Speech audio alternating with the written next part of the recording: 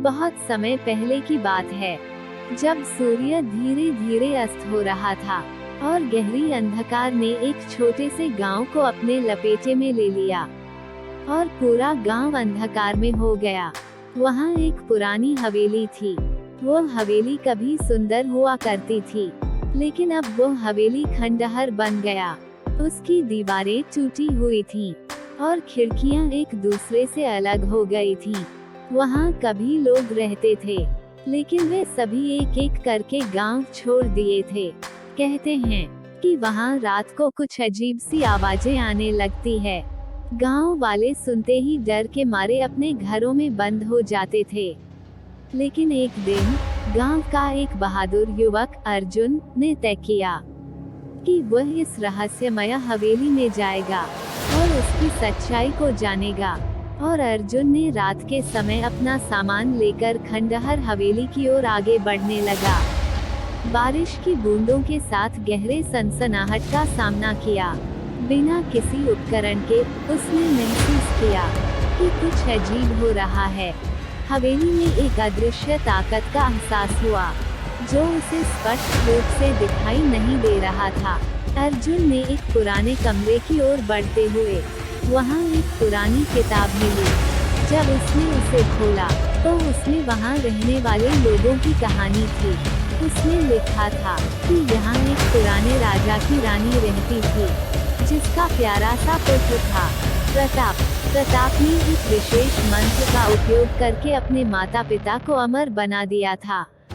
लेकिन मंत्र के असंगत उपयोग के कारण प्रताप के माता पिता उस हवेली में परछाई के रूप में रहते थे। अर्जुन ने समझा कि इस हवेली में रात को उस अमर पुरुष का आत्मा घूम रही है, जिसका बदला उसके असंगत उपयोग से लेना चाह रहा है।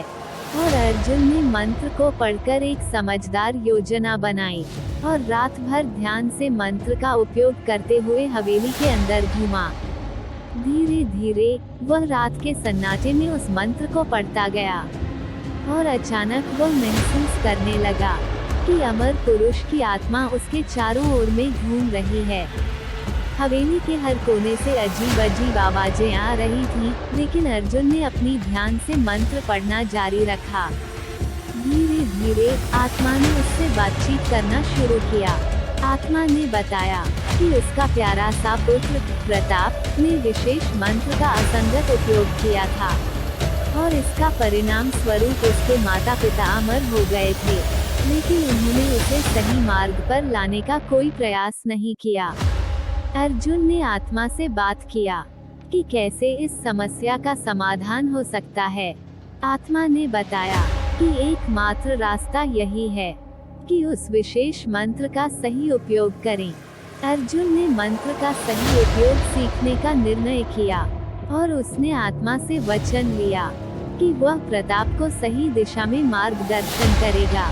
अगले कुछ दिनों में अर्जुन ने प्रताप के साथ मंत्र की सही विधि सीखने में जुट जाने का संकल्प किया। वो दोनों मिलकर प्राचीन ज्ञान का अध्ययन करते रहे और धीरे धीरे प्रताप ने सही रास्ते पर चलना सीखा।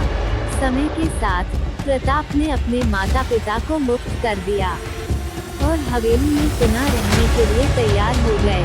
हवेली में एक नए जीवन की शुरुआत की और गांव वाले भी खुश हो गए कि उनका दुखपूर्ण रहस्य सुलझ गया।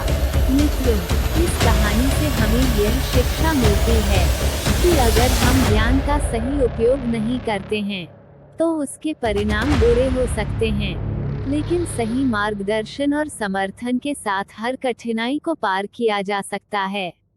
मित्रों, यह कहानी आपको कैसी लगी? कमेंट करके बताएं।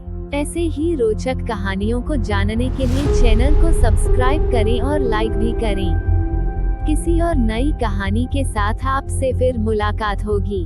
तब तक के लिए नमस्कार।